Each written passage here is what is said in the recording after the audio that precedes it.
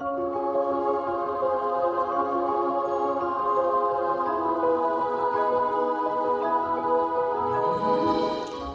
and welcome to Disney Travel Tales, a podcast that allows you to immerse yourself in someone's recent Disney trip. I'm Jenny, and I'm so happy to be here with you talking about my favorite thing, Disney trips. Join us every Friday as we explore the parks or cruise ships with a new guest and learn inside tips and tricks to hopefully help make your vacation go a little smoother.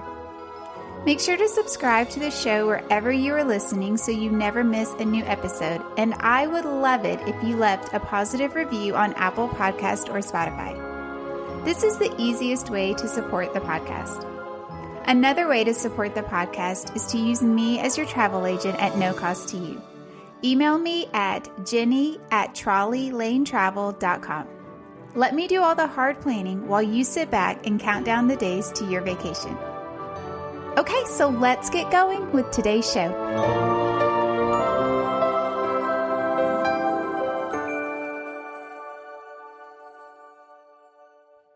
Hello and welcome. You are listening to episode number 97, and I am here to give a review of the Disneyland Hotel at Disneyland in California. We stayed at the Disneyland Hotel in September of 2023 for 3 nights. We were with another family on this trip, so there were 10 of us, and we stayed in the 3-bedroom connecting suite. I have to admit, I myself was really confused about what this room was actually going to look like when I booked it, but I knew I wanted to stay at the Disneyland Hotel or at least an on-site property, and the Disneyland Hotel is a little bit famous, and hopefully we get into that later, but this room also was such a great fit, or it looked like it was going to be a great fit for all 10 of us. I will get more into that later. Like I said, I was really excited to stay here. And if you're interested in this hotel, I highly recommend watching the Behind the Attraction episode on Disney Plus, all about the Disneyland Hotel. It was so fascinating to get the history of this hotel and just how much it meant to Walt to build a hotel, creating a stay and play feel to the Disneyland Resort. This hotel was really one of a kind. Back in the day, there were no other hotels like it that really welcomed families and was like a destination for families to come and vacation. As much as I love Walt, of course, this was on my bucket list of things I have to do when I visit Disneyland. So from the Disneyland website, it says, become immersed in the spirit of Disneyland past and present. Stay in the adventure, fantasy, or frontier tower, each a homage to the park's original lands, and delight in the sleek, ultra-modern design at every turn. Or enjoy a stay in the new Discovery Tower in a new villa offering more of the comforts of home. Located just steps from the downtown Disney district, this hotel is a short stroll to both Disneyland Park and Disney California Adventure Park. Okay, so walking into the Disneyland Hotel, they have this beautiful purple carpet rolled out for guests. Since we visited while Disney is celebrating turning 100, the entrance had a fun black and white Disney 100 display. There were big cardboard cutouts of Walt and Roy and just some of the characters from throughout the years. The one that stood out to me was Steamboat Willie. We love Steamboat Willie, and so it was so fun seeing these cutouts and just very nostalgic, which was great. So when you first walk into the hotel, you can go right or left. And to the left is the front desk and then a small walk-through style gift shop. To the right is a larger gift shop, really nicely sized gift shop with all kinds of great merchandise. There are 4 towers at the Disneyland Hotel, and the one that has the front desk and this main area is the Fantasy Tower. We did online check-in and our room was ready. Literally, as we pulled into the parking lot, our room was ready. But I decided to go to the front desk to get key cards for the room since we had so many guests with us. We also stopped by both of the gift shops while we were there. The small one was really nice just to kind of grab something quick. They had snacks and drinks and some ears to choose from. Some of the little Disney souvenirs that people like pins, a few stuffies, couple of shirts. It was just real basic. And then we went over to the big gift shop on a different day, and it is absolutely amazing. It's probably one of my favorite gift shops in a hotel that I've ever been in, a Disney hotel that is. It had so many fun, just very specific Disneyland Hotel, Trader Sam items, which I love. I love those specific special things that you can purchase at these hotels that's just for that hotel. So there's a little walkway in between the two gift shops and kind of behind that main wall where that big Disney 100 display was. And it has pictures of guests, famous people at Disneyland, famous people that have stayed at this hotel, just classic Disney photos with Walt and Roy. And when the hotel was being built, when Disneyland first opened, I spent so much time just looking at these pictures. They were so great. And if you are a Disney history lover, you will just love this part of the hotel. It was so special and just kind of a surprise. Like, we kind of stumbled upon it, and I was very excited that we did and had the chance to really enjoy it. So on the higher floors of this tower, there are rooms. When you walk out of this tower, you walk right to the pool. The other towers, the Adventureland Tower, the Frontier Tower, and then the new Disneyland Villas Tower, they kind of surround the pool. Also out by the pool area are the restaurants. And I found this interesting that the restaurants were not actually in the main tower. They were just kind of out around the pool. So if you are visiting Disneyland Park and you want to eat or try one of these restaurants, it's just very easy to kind of just walk through this outdoor entrance right to where the restaurants are. Now, there is a gate around the pool area, so the pools are only for people who are staying at the hotels, but at this specific hotel, but the restaurants are easy to get to for anyone. So let's talk about the pools. From the website, it says, enjoy a splash from the past at 2 retro-themed pools and 2 water slides that celebrate the imagination and legacy of Disneyland Park. Or head over to the new villas at the Disneyland Hotel to soak up some sun and inspiration at the palette-shaped pool, featuring a Steamboat Willie splash pad, cabanas, and coming soon, a pool sidebar. So the e-ticket pool is the main pool at the Disneyland Hotel. It says, go for a dip at this pool that pays tribute to the park's early days with decorative signs resembling the theme park tickets of yesteryear. Located at the north end of the Courtyard Plaza, the sprawling 4,800 square foot e-ticket pool is perfect for a relaxing morning or afternoon swim just before time spent in the parks or at the downtown Disney district. Now, one of the big kind of famous thing about the Disneyland Hotel is the monorail slides at this pool. This was one of the main reasons I wanted to stay at this hotel over the Grand Californian. So the monorail slides soak up some thrills at our 2 winding water slides that feature replicas of the original Mark I monorail trains. Make a big splash from the approximate 25-foot high, 180-foot long red monorail slide, or enjoy a more relaxing splashdown atop the 13-foot high, 80-foot long yellow monorail slide. A 2-lane mini slide designed for smaller children also spills out into the small pool, while pop jets, fountains, and a surging waterfall add to the fun. This nostalgic water play area is topped by a Disneyland sign reminiscent of the park's classic years. So again, one of the main reasons I wanted to stay here was this pool and these slides. And when we got there and walked through the double doors to see it, they were closed. And I was devastated. I was so upset, mostly because I had been looking online. I had been on a Facebook group for the Disneyland Hotel, and people were like, we were just there and the slides were open. So to see that the slides were closed, and I'm talking like completely covered, completely closed, it was a bummer. And this just goes to show that even the most experienced Disney goer still has these moments. So we obviously got over it, but that definitely was, I really wanted to try these slides. I knew my kids would absolutely love these slides. So this just gives us a reason to go back and try it out.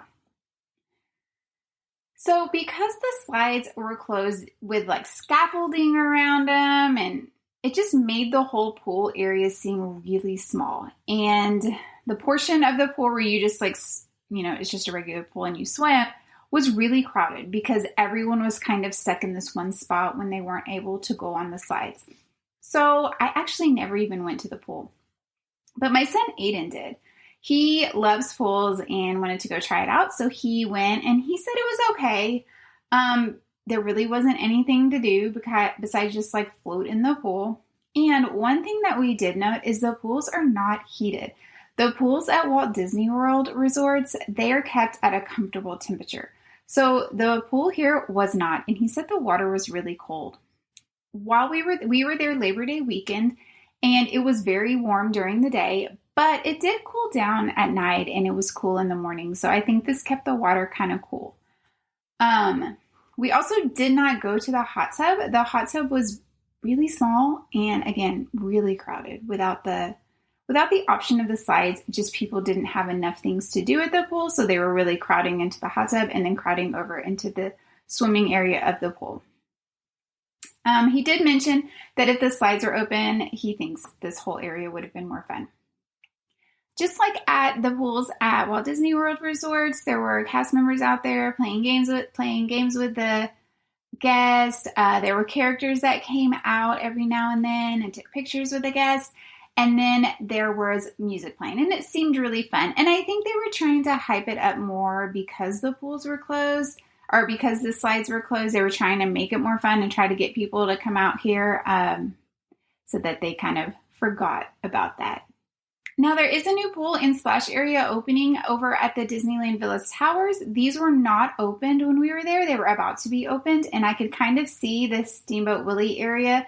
It looks so, so cute, and it is going to be such a great option for little kids. And even if you're just staying at the regular hotel, you can still use all of this, and vice versa for the guests staying at the Disneyland Village Tower, they can still use the regular hotel pool. Okay, so let's talk about the restaurants. There's Goofy's Kitchen, Tangaroa Terrace, and Trader Sam. So we didn't eat at Goofy's Kitchen. It is a character meal where you get to eat with Goofy and some of his friends. It's your traditional kind of character style meal with a breakfast buffet, lunch, or dinner buffet. They also do some fun things around the holidays. They had a Halloween themed meal, and then they're going to have a Christmas themed one as well, where the restaurant is decorated to fit the season, and then Goofy wears a cute costume. So we did eat at Tangaroa Terrace one morning. We got breakfast from there, and it's your like traditional quick service style restaurant. It was very easy to order from. I just did the mobile order from our room and just walked down to pick it up. The restaurant is right by the pool, right next to Trader Sam's, and yeah, it was just really easy to get to and no big deal. I ordered the acai bowls and then the Japanese pancakes with a side of bacon for my kids.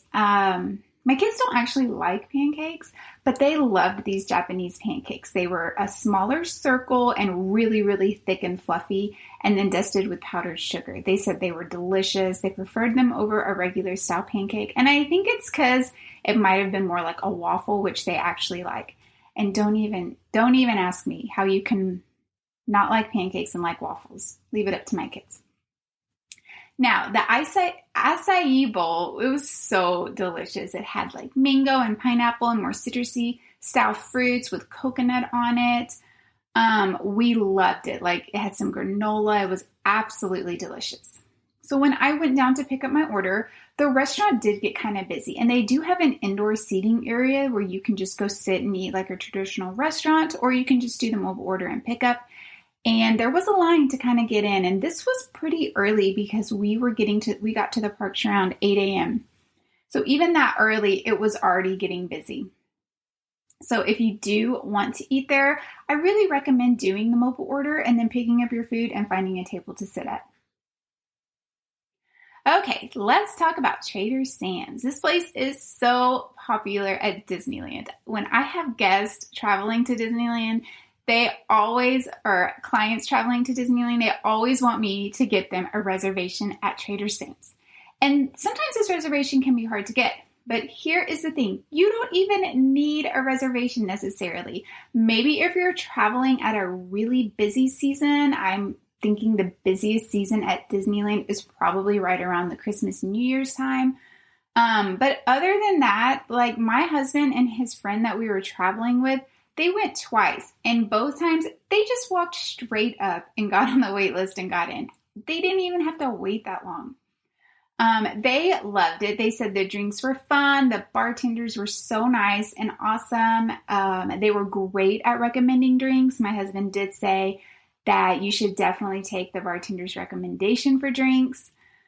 They do serve food there, but they didn't get food. They just got drinks. There is an indoor and an outdoor seating area. And what's kind of interesting and something that I noticed when I went to Tangaroa Terrace is there's this big outdoor deck with lots of seating. Well, all of that seating is for Trader Sam's. And so people would go get their food and then come out and sit in there. And the waitresses and waiters for Trader Sam's had to keep getting these people to move. And there's even signs on the table that they are for Trader Sam's. And people still would go get their food and sit down. And then they were asked to leave. And some people were kind of angry about that. But the tables were very clearly noted that they were for Trader Sam's. So that's something to remember too, that you can do the fun indoor seating where you get the whole vibe of the tiki room style bar, or you can go sit outside. It is California, so the weather is usually really nice and, relaxing, not too hot, not too cold. And so that is definitely something to think about.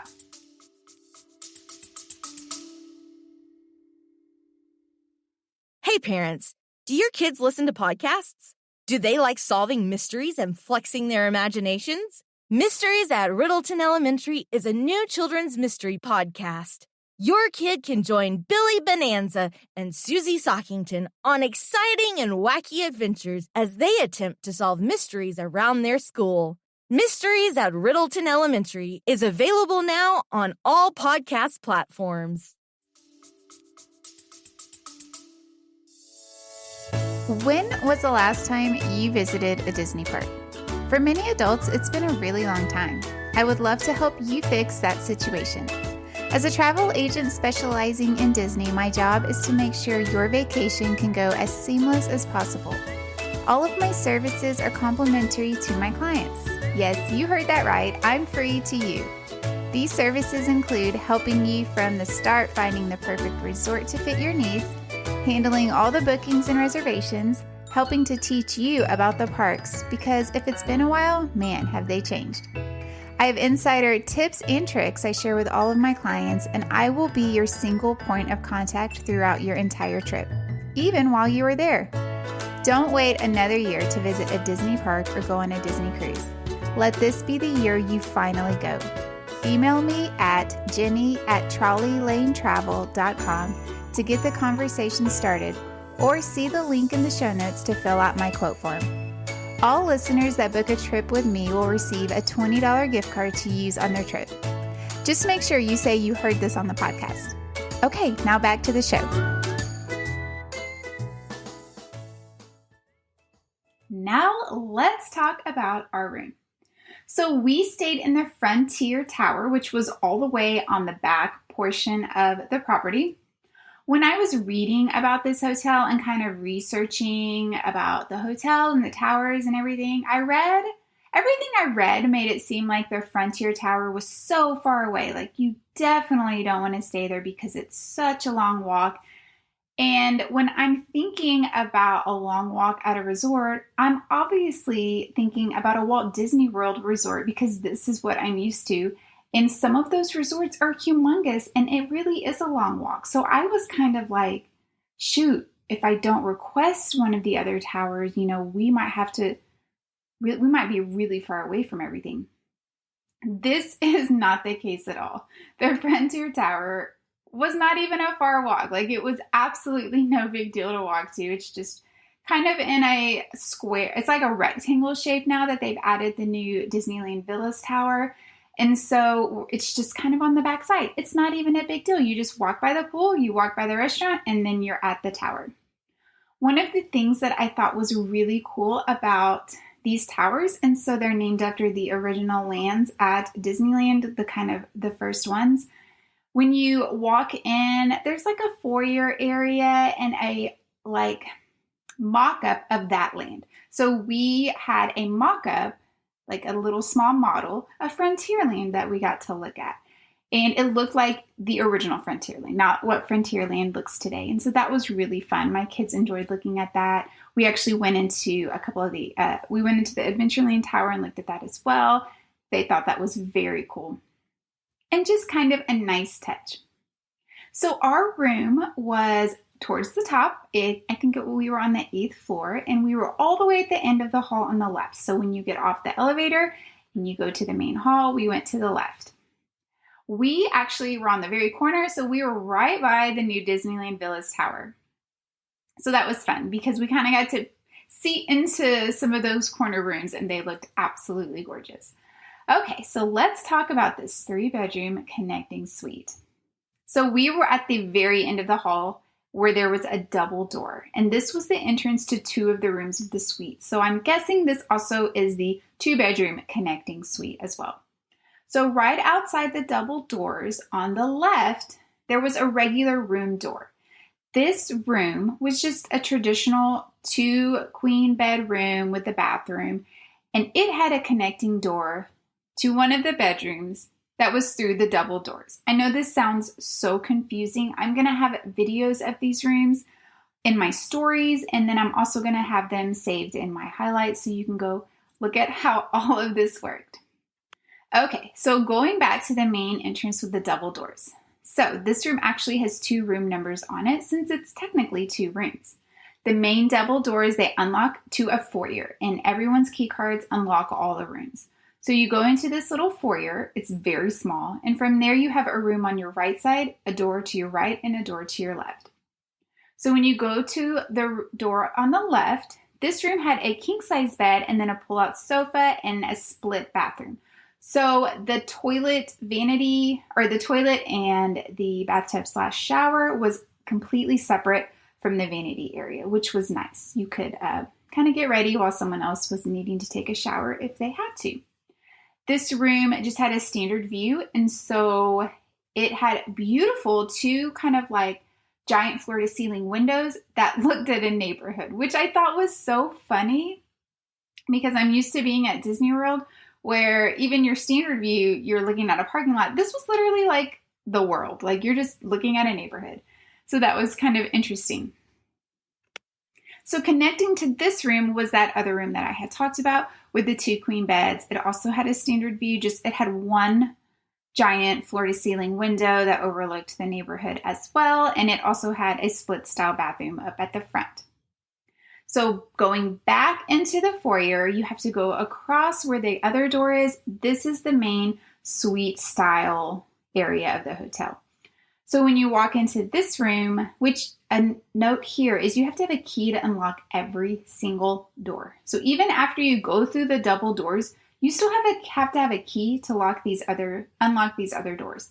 So the door that opened up into the suite style area, we just kind of propped open so that our friends and our kids who were staying on the other side could kind of just come in without having to knock or use their key or anything. So this is actually very large. And when you walk into here, you have to your left, your immediate left, you have like a half bath with just a toilet and a sink and vanity area. There's a pretty decent style closet. You have a kitchenette, which I don't even know if I would call it a kitchenette, a kitchen style area. You walk into it like you would a kitchen, like it's kind of framed out. It has a very large countertop with bar stools on the other side, but there is nothing in here. The only thing in here was a small mini fridge and a coffee maker, and that was it. There were no cups, no plates, no trash can with trash bags. I mean, there was nothing. There was no utensils. It was kind of strange. Like I thought there would at least be trash bags to put in the trash can, but there wasn't. There was a sink, but there was no soap, which I also thought was strange. So It's not like we could wash cups or anything that we had. So this was a very interesting, strange area. It was a great storage spot for us, and we used the mini fridge for some of our waters and snacks, and we put some of our other snacks here. But yeah, I mean, besides making coffee in the morning, we kind of just left this space area as storage. When you came out of that and you walked further into the room, you had a very decent sized living room with a sofa and a chair. The sofa pulled out into a bed. It was one of those really easy, just kind of pull it straight up and it makes into a bed. There was a coffee table and a desk. There was a balcony that overlooked a neighborhood on the left side. And then all the way to the very back wall was a very big, beautiful picture window that overlooked the pool and the slides. And this was gorgeous. So even though the slides were completely covered at night, the lights still came on the slides. And so you could see the monorails and then the Disneyland logo, which was really, really cool. Off of this living room area, and it also had like a TV and then like a chest under the TV. Off of this room was kind of the master bedroom. So this bedroom had a king size bed. It had a dresser and a chair. The chair did not pull out into a bed. And then it had a very big bathroom, like double vanity, really long, a huge closet, lots of space.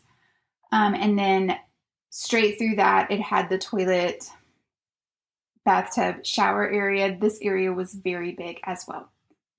My favorite part of our room, me and my husband stayed in this room, and my favorite part was the headboard. It was so beautiful. I also loved when we first got there, I went to everyone's room and I showed them how to turn their headboard on.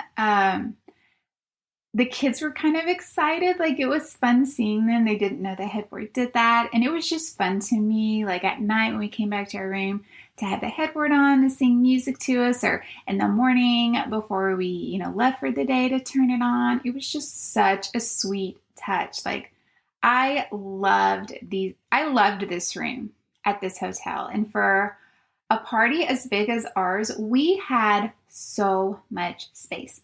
We had 4 kids in the room with the 2 queen beds. And then our other friends, the couple, stayed in the room with a king size, and they had a younger son who slept on the little pull-out bed in there. And then one of our kids slept on the pull-out couch, and then me and my husband Cameron slept in the other room. And we just had so much space. It was so fantastic. Our room also overlooked the pool, so that was a really nice special touch to get to see the slides that we did not get to go on. Personally, this has been the nicest room that I've stayed at a Disney hotel. Just all the touches. I don't actually know when it's been redone, but it felt very new and clean. The colors with the dark woods and the yellows and the blues and the creams, it was just beautiful. The biggest downside to me was that there wasn't, the kitchen area was very bizarre. I think they at least should have a little bit more in there if they're going to call it a kitchen area. This is a really expensive room. And so to call it a suite and not have a kitchen was just kind of strange. It would have been nice if it had a little bit more. But the number one biggest downside was how the doors locked every time you closed them. Once you're behind the double doors, you're in your own suite and you're in your own space. And so it just felt weird that we had to leave the door propped open, or if someone accidentally closed the door, we would be in our room and someone would be knocking on it because they didn't have their key, one of the kids or something. And so I just wish that these doors just opened and closed freely without having to be locked. I would definitely highly recommend this room to anyone who's traveling to Disneyland with a large group. I think you would absolutely love it. I'm excited to one day stay at a regular room at Disneyland Hotel. I will definitely be coming back here. The rooms are beautiful and they're really spacious. And even though we were in the suite, we did get an idea of what a regular standard room would look like. So one of the greatest things about the Disneyland Hotel is how close it is to downtown Disney and the parks. It is literally right across the street, and I call it a street because, in like quotations, because it's not an actual street. They don't let cars drive down it, but it looks like a street. So it's like maybe for work vehicles, or at one time it was a street, but you just walk right across this little street and there's an entrance to downtown Disney, a security check. We loved being that close. And then once you get through security, the monorail is just a few steps away, and that will take you straight into Disneyland Park. While we were there, we used the monorail entrance as the way to get to the park every single time. It was just so easy. When you go through this entrance, also, there was never anyone there. And they scan your ticket, they take your picture because that's what they do at Disneyland. And then you're there and you just go straight into the park, which was really nice, as opposed to having to stand in the line outside of the Disneyland Park entrance. So we really loved this super easy access to get straight to the park. Other than that, you can just walk straight through downtown Disney if you wanted to go to the main entrance of the park, or if you wanted to go to Disney's California Adventure Park. The biggest downside for us with this option was because there was so much construction going on in downtown Disney, it was really hard to walk through it. It was not just a quick, easy walk. They really narrow you down because of the construction walls. And because the parks were really, really busy being a holiday weekend, it actually would take a while to kind of walk through downtown Disney because you're walking really slow and it was very, very congested. I think once they get done with the construction, this will be a no-brainer. Like, it'll just be so easy to just breeze right through.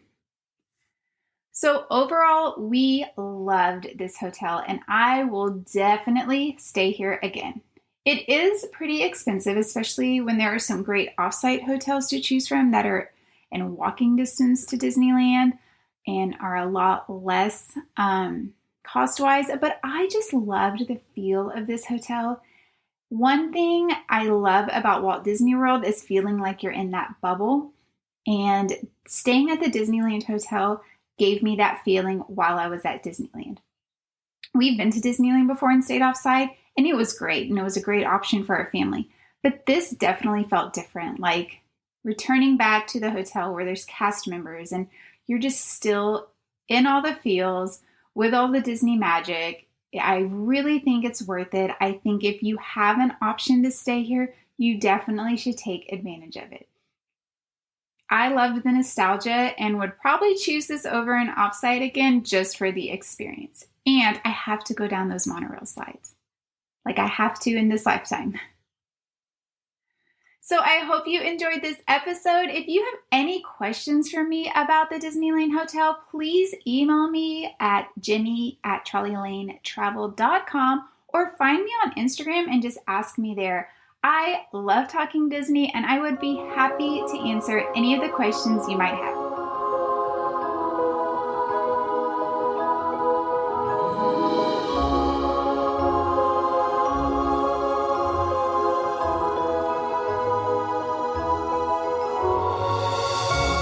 Thank you for listening today. I really appreciate you spending your time over here with us, and I hope this was just what you needed to hear today. I'm always looking for new guests for the podcast, so if you are traveling to any Disney park or cruise, see the show notes for more information about being on the show. Visit the show all around the web at DisneyTravelTales.com or find us on Instagram and Facebook at Disney Travel Tales. See pictures from the guests on their vacations, plus this is just a great way to stay up to date with all things related to the podcast and Disney travel in general. Join me next week with a brand new episode. So until then, this is Jenny, and may all your Disney travel dreams become a reality.